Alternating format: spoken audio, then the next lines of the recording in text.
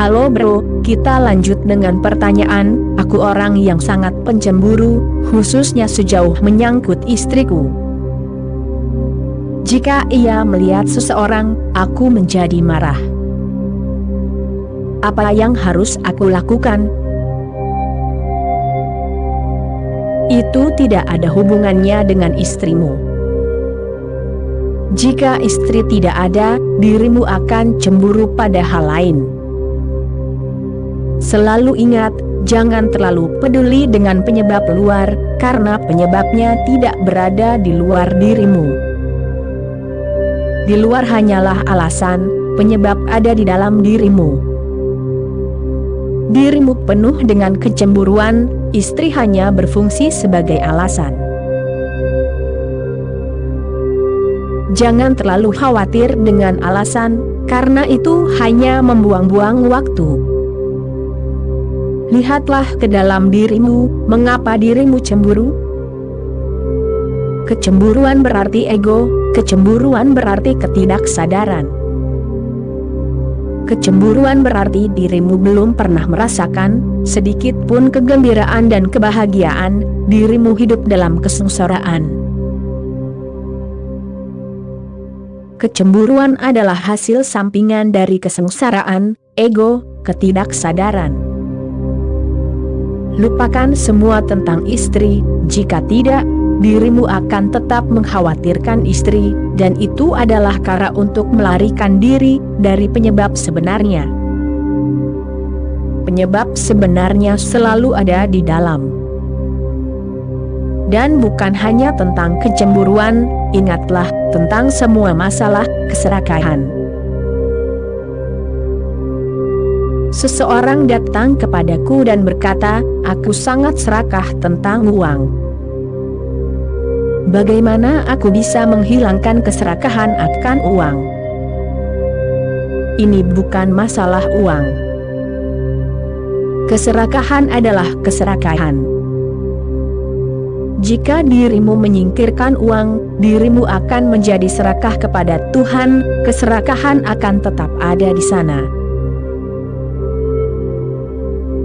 Malam ketika Yesus mengucapkan selamat tinggal kepada murid-muridnya, salah seorang murid bertanya kepadanya, Tuhan, Kau akan meninggalkan kami?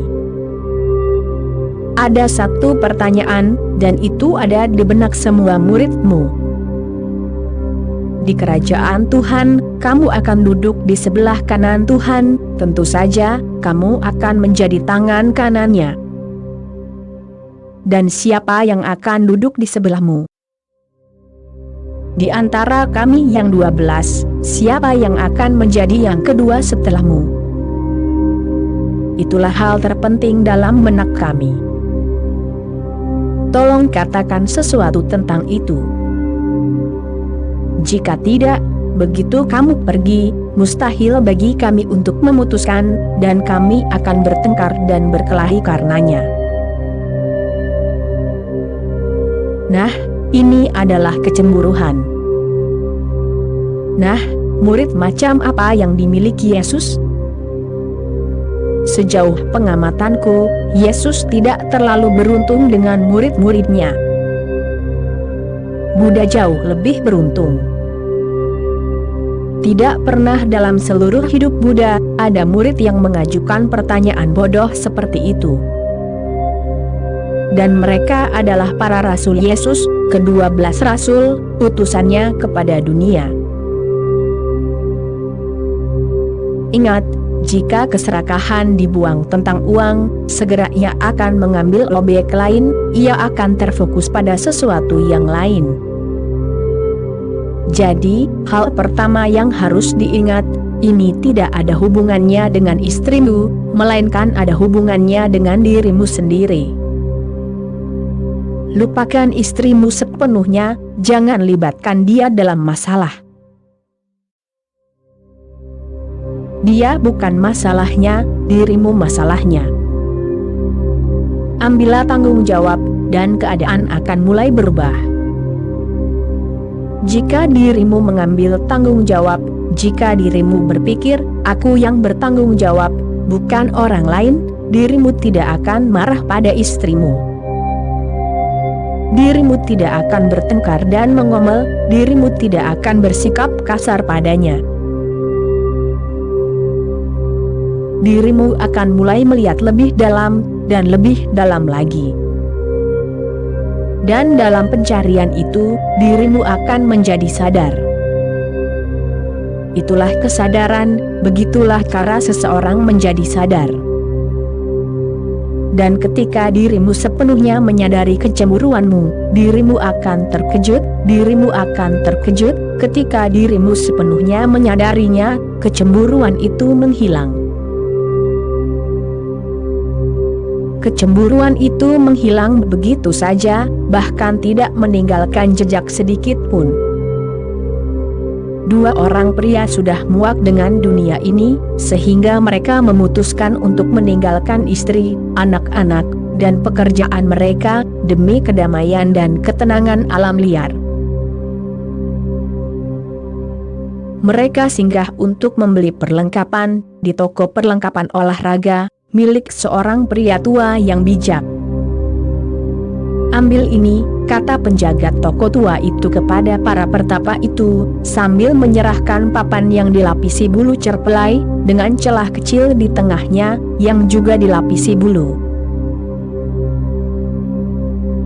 "Tidak mungkin," teriak para lelaki itu. "Kami tahu untuk apa papan itu, dan ku katakan padamu, kami sudah selesai dengan hal semacam itu selamanya." Namun lelaki tua yang bijak itu, menyelipkan papan itu ke dalam salah satu ransel, saat mereka tidak melihat, dan para lelaki itu pergi. 3 tahun kemudian, salah seorang lelaki itu kembali ke toko perlengkapan olahraga milik lelaki tua itu. "Halo," teriak penjaga toko itu. "Di mana rekanmu?"